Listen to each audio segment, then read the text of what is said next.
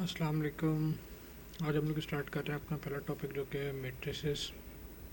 ठीक है, मैट्रिसेस। इसके अंदर आज हम लोग पढ़ेंगे कि मैट्रिसेस होते क्या हैं और टाइप्स, मैट्रिसेस की मेजर टाइप्स क्या होती हैं। ठीक है, तो विदाउट फर्दर अडू हम लोग स्टार्ट करते हैं। पहली चीज़ ये है कि मैट्रिसेस होते क्या हैं। मैट्रिसेस बेसिकली एक तरीका है, आप अपने डेटा को रिप्रेजेंट करते हैं।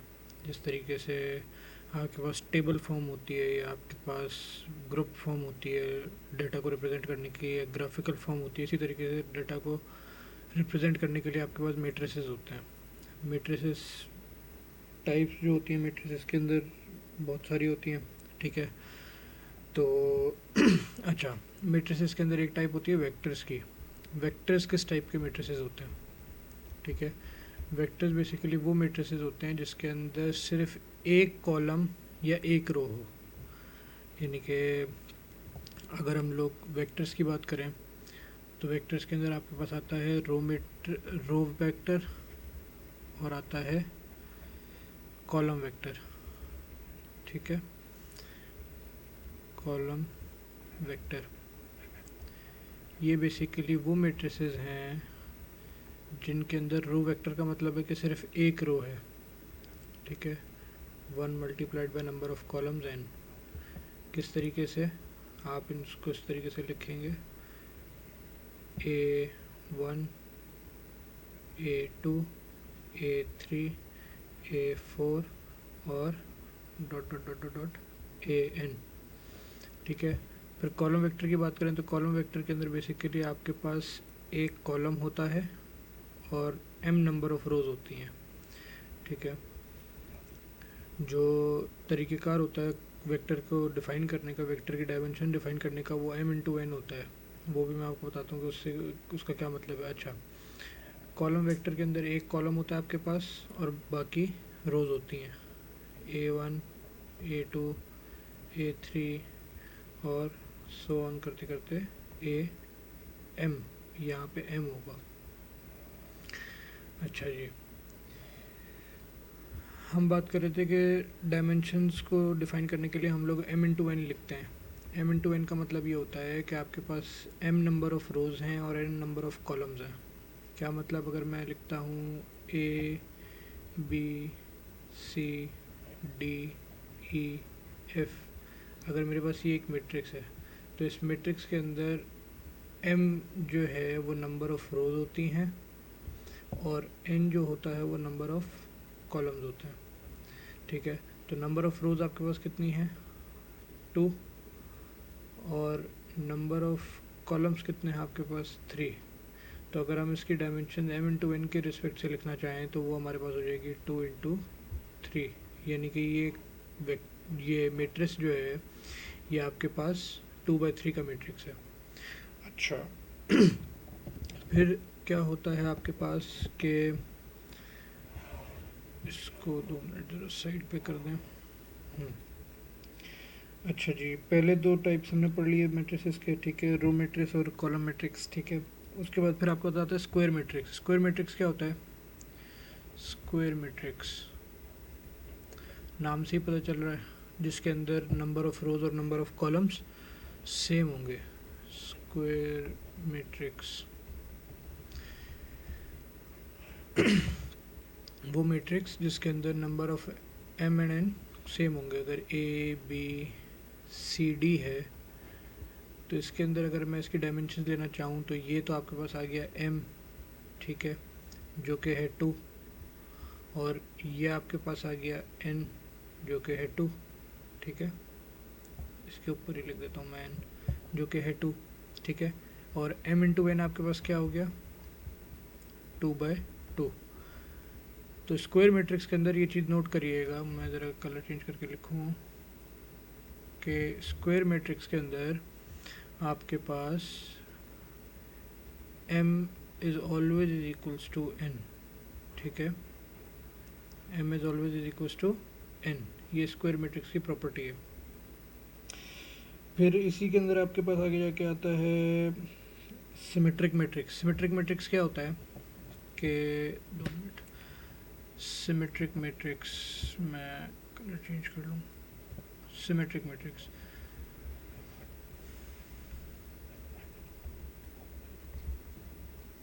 सिमेट्रिक मैट्रिक्स आपके पास आ जाता है। सिमेट्रिक मैट्रिक्स मतलब नाम से थोड़ा सा जहन में चीज़ समझ में आई होगी कि क्या मतलब है, कि बेसिकली सिमेट्री होगी, कोई सिमेट्री किस एंगल से होगी, किस चीज़ के गिर्द होगी। बेसिकली जो मैट्रिक्स के अंदर आपके पास डायगोनल होगा, ठीक है, ए बी सी डी, अगर मैं इसको इस तरीके से कर लूँ, 2 मिनट, अगर मैं 3x3 का मैट्रिक्स बनाऊँ, ये 3x3 का मैट्रिक्स बनाऊँ, A B C D E F G H I, ठीक है, ये मैंने 3x3 का मैट्रिक्स बनाया, स्क्वायर मैट्रिक्स है। इसका जो डायगोनल है,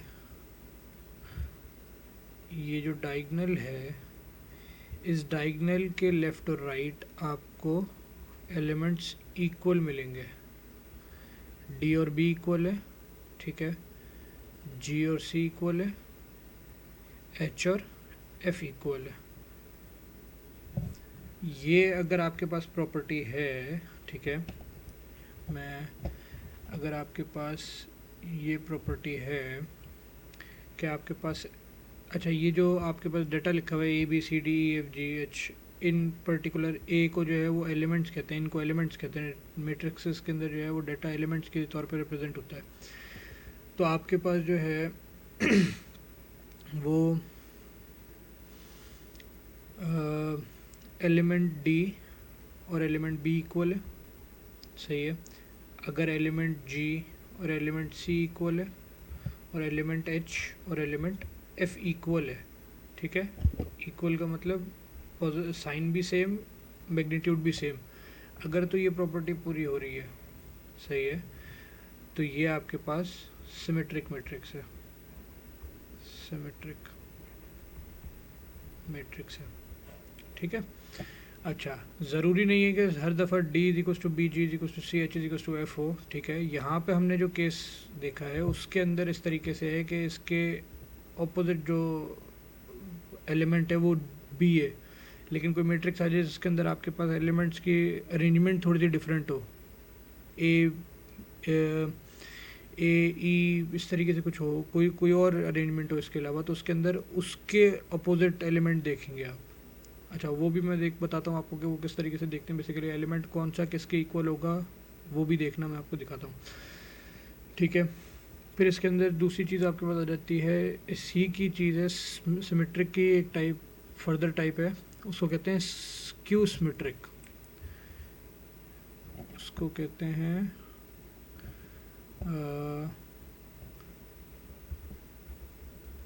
skew symmetric.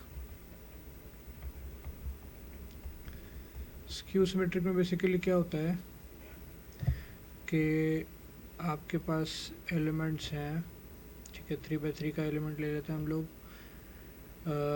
A B C D E F G H I, ठीक है। ये आपने 3x3 का मैट्रिक्स लिया, इसके अंदर जो आपका डायगोनल है, ये डायगोनल आ गया आपका, ठीक है। इस डायगोनल के जो ऑपोजिट एलिमेंट्स हैं वो नेगेटिव इक्वल होंगे। नेगेटिव इक्वल का क्या मतलब है, समझाता हूँ कि मैग्नीट्यूड तो सेम होगा उनका, लेकिन ऑपोजिट इन डायरेक्शन होंगे।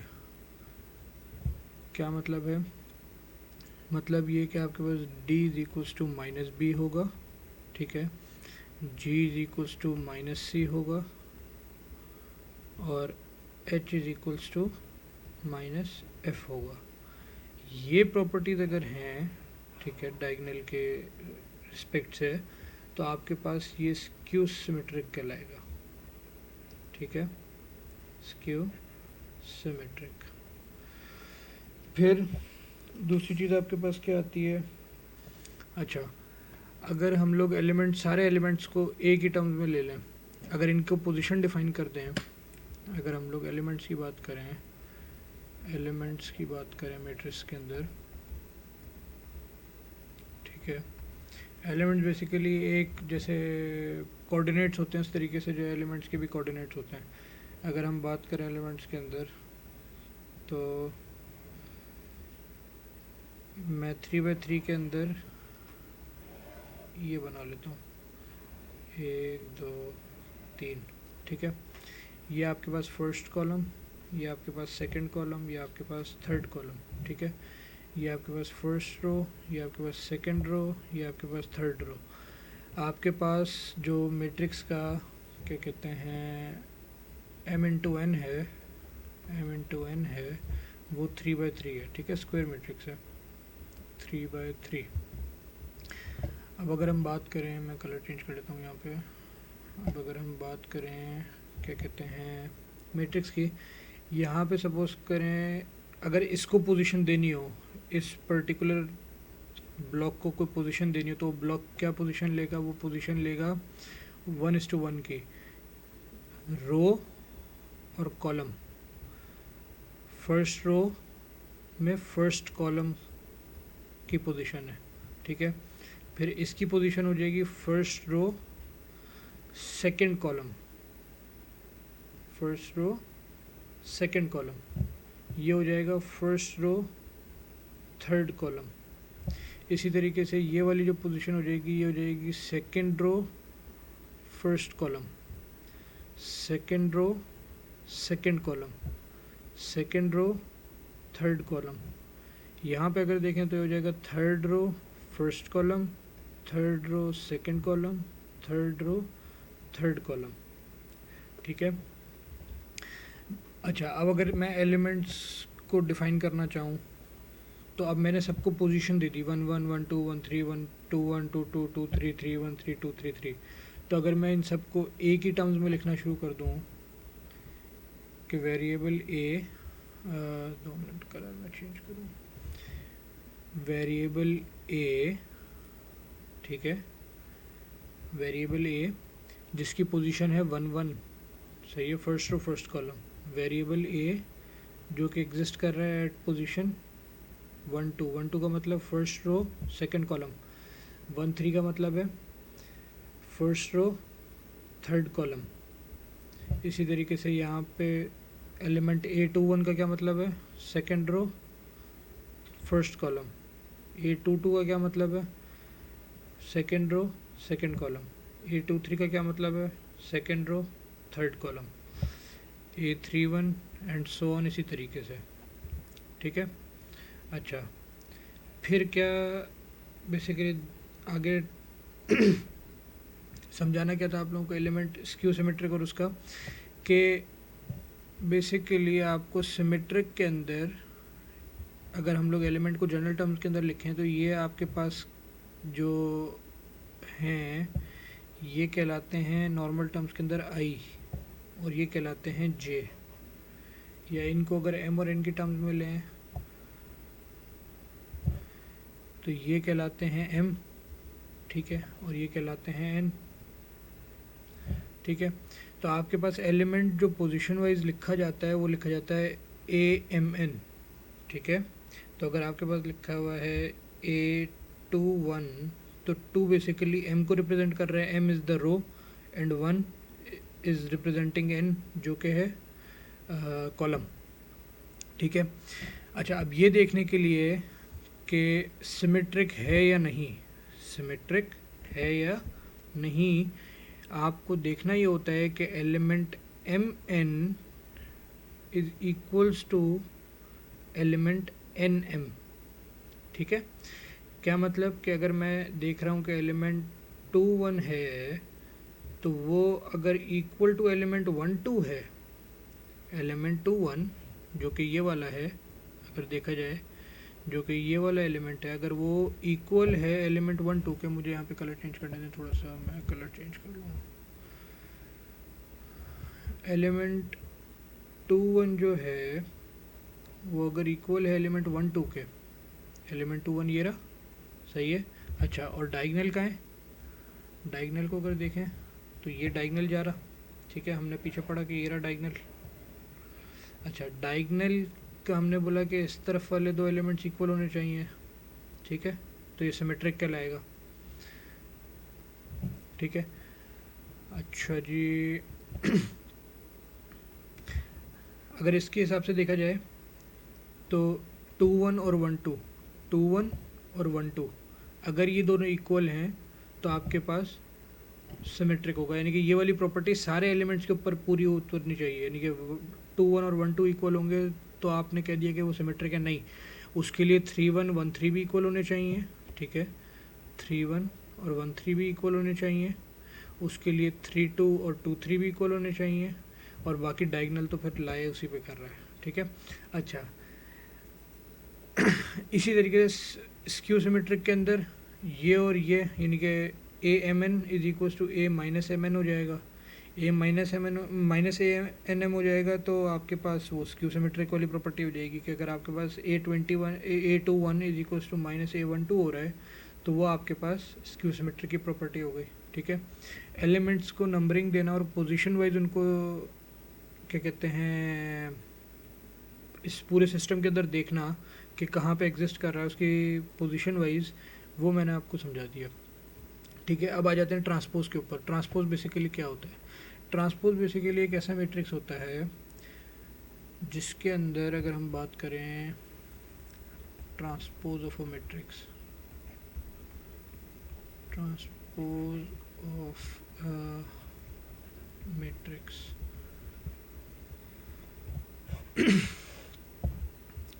हम अगर हमारे पास मैट्रिक्स ए है, ठीक है, तो हम ए के ट्रांसपोज को ए टी से रिप्रेजेंट करते हैं, ए टी से, ये सबस्क्रिप्ट के अंदर टी आता है, ठीक है। पावर जिस तरीके से आपने पावर लगाते हैं उसी तरीके से छोटा सा एक टी यहाँ पे लिखते हैं तो वो ए ट्रांसपोज कहलाएगा। अच्छा होता क्या है, अब सीन ये है कि आपके पास एक मैट्रिक्स है A11 1 2 1 3, ठीक है, A21 A22 A23, ठीक है। फिर तीसरी लाइन है आपके पास A31 A32 और A33, ठीक है। ट्रांसपोज बेसिकली क्या होता है? ट्रांसपोज ये होता है कि आपके पास जो पर्टिकुलर रो और कॉलम के अंदर वो वाला एलिमेंट है जिसका रो नंबर और कॉलम नंबर इक्वल है, जिसका m और n इक्वल है, उसके अराउंड आप कॉलम को रो बना देते हैं और रो को कॉलम बना देते हैं। किस तरीके से, इस बात को समझिएगा आप। होता क्या है कि आपके पास जो बेसिकली ये डायगनल ही होता है, जो ऐसा हो जिसके ऊपर आपके पास डायगनल है, ठीक है। आपके पास पहला कॉलम कन्वर्ट हो जाएगा पहली रो के अंदर, ठीक है, पहला कॉलम पहली रो में कन्वर्ट हो जाएगा। किस तरीके से कि अगर पहला कॉलम था A11 A21 A31, तो अब आपके पास ये हो जाएगा A11 A21 और A31 कन्वर्ट होने के बाद, ठीक है। फिर दूसरे वाले के ऊपर आए तो ये वाला जो कॉलम है, ये वाला जो कॉलम है ये कन्वर्ट हो जाएगा सेकंड रो के अंदर, ठीक है। ये आपके पास हो जाएगा A12 A22 A32, ठीक है।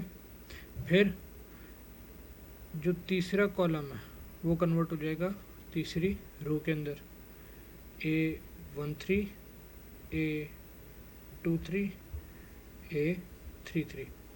अच्छा इसके अंदर एक चीज़ नोट करिएगा, क्या चीज़ नोट करने वाली है, नोट ये करने वाली है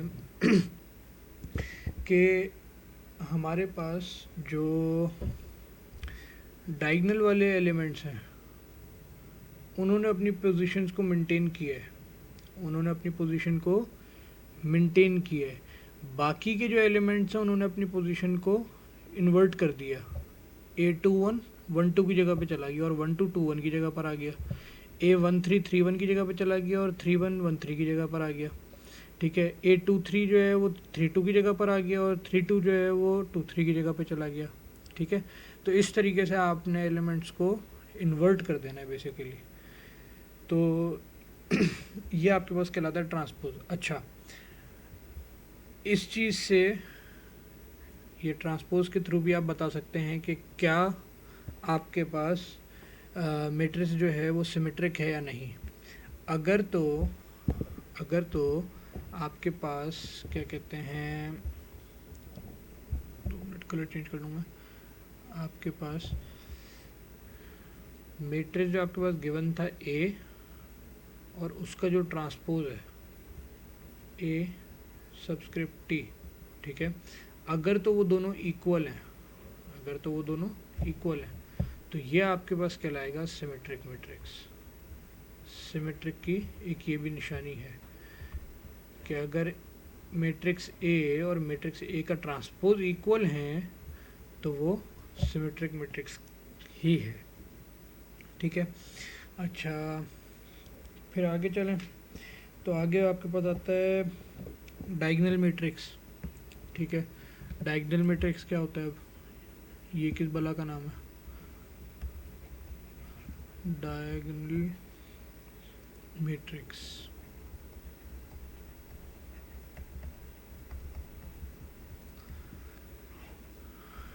एक ऐसा मैट्रिक्स जिसके अंदर डायगोनल एलिमेंट्स के अलावा बाकी सारे एलिमेंट्स ज़ीरो हों, ठीक है। एक ऐसा एलिमेंट जिसके अंदर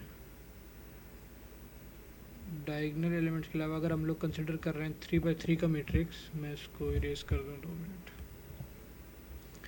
अगर हम लोग कंसिडर कर रहे हैं 3x3 का मैट्रिक्स, तो उसके अंदर डायगोनल आपकी लाइन होगी 1 1 2 2 3 3, ठीक है।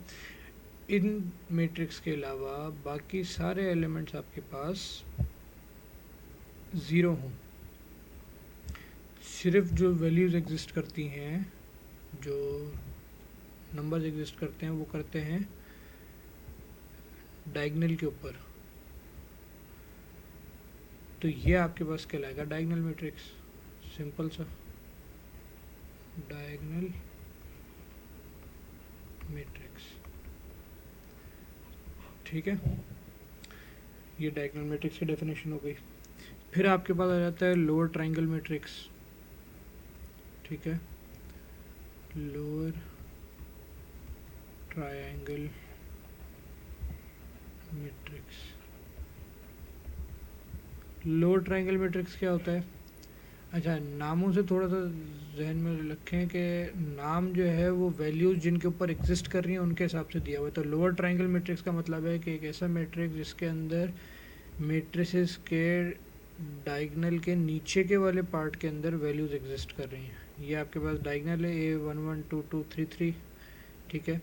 तो आपके पास जो यहाँ वाले इसके नीचे वाले हैं ए 2 1, 2 मिनट में इसको सही करूँ, A21, A31, A32, ठीक है, 0 0 0। जो आपके पास डायगोनल है, वैल्यूज़ उसके नीचे वाले पार्ट में एग्जिस्ट कर रही हैं। ऊपर वाला पार्ट पूरा का पूरा ज़ीरो है। A11 की कोई वैल्यू होगी, A21 की कोई वैल्यू होगी, A31 की कोई वैल्यू होगी, A32 की वैल्यू होगी, 33 की डायगोनल इटसेल्फ कोई वैल्यू होगी, और डायगोनल के नीचे वाले पार्ट के अंदर वैल्यू होगी। ऊपर वाले पार्ट के अंदर आपको वैल्यू नहीं नज़र आएगी। ऊपर वाले सारे नंबर जो हैं, सारे एलिमेंट्स जो हैं, नंबर्स नहीं बोलना चाहिए, एलिमेंट्स, सारे एलिमेंट जो हैं वो ज़ीरो होंगे, ठीक है। यह आपके पास हो गया लोअर ट्रायंगल मैट्रिक्स, ठीक है। इसी तरीके से इसकी दूसरी टाइप, इसी का ऑपोजिट क्या, अपर ट्रायंगल मैट्रिक्स, वो क्या होगा? अपर ट्रायंगल मैट्रिक्स,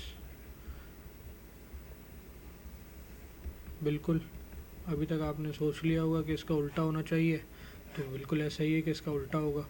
क्या होगा कि आपके पास अगर मैट्रिक्स है A11, A22, A33, ठीक है, उसके अंदर आपके पास अब जो वैल्यूज एग्जिस्ट कर रही हैं वो डायगोनल के ऊपर वाली साइड पे एग्जिस्ट कर रही हैं। यानी कि A12 की कोई वैल्यू होगी, A13 की कोई वैल्यू होगी, A23 की कोई वैल्यू होगी। जो डायगोनल के नीचे वाले एलिमेंट्स हैं वो सारे ज़ीरो होंगे, ठीक है। वो सारे ज़ीरो होंगे। ये आपके पास अपर ट्रायंगल मैट्रिक्स हो गया। अगर मैं इसको कलर चेंज करूं तो ये आपके पास अपर ट्रायंगल मैट्रिक्स हो गया। ठीक है।